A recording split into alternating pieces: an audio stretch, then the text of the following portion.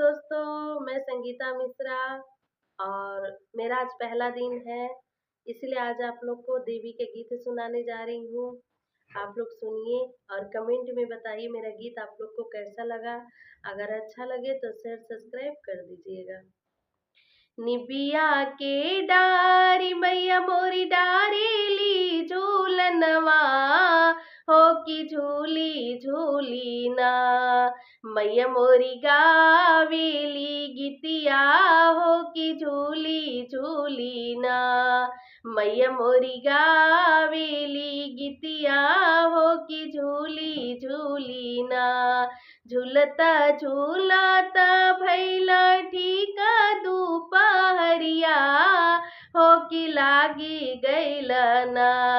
देवी के भूखिया पियसिया हो कि लागी गैल ना।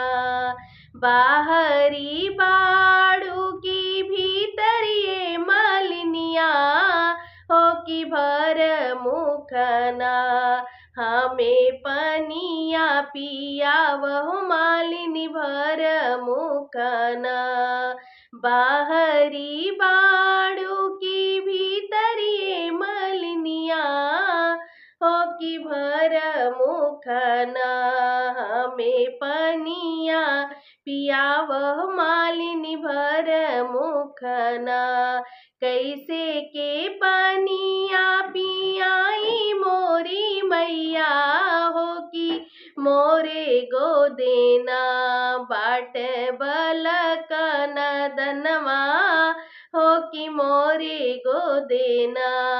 लेहू न मालिनी सोने के खटोलना हो कि ओही परना। देहु बलक सुलाई मालिनी ओही परना। एक हाथे लिहली मालिनी सोने के घड़िलवा हो दूसरे हाथे ना। लिहली रेशम के डोरिया हो दूसरे हाथे ना। पनिया जे भारी मालिनी धारेली कररवा हो कि जोहे लगली ना।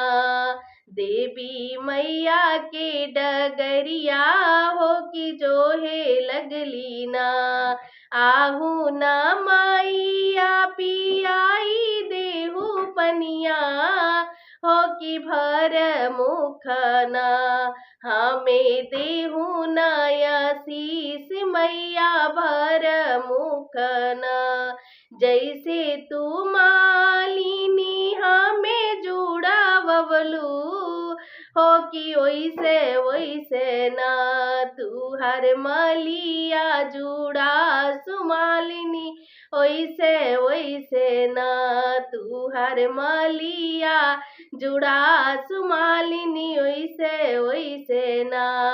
आहू अगवरवा मैया आहू पीछवरमा हो कि जय जय बोले ना।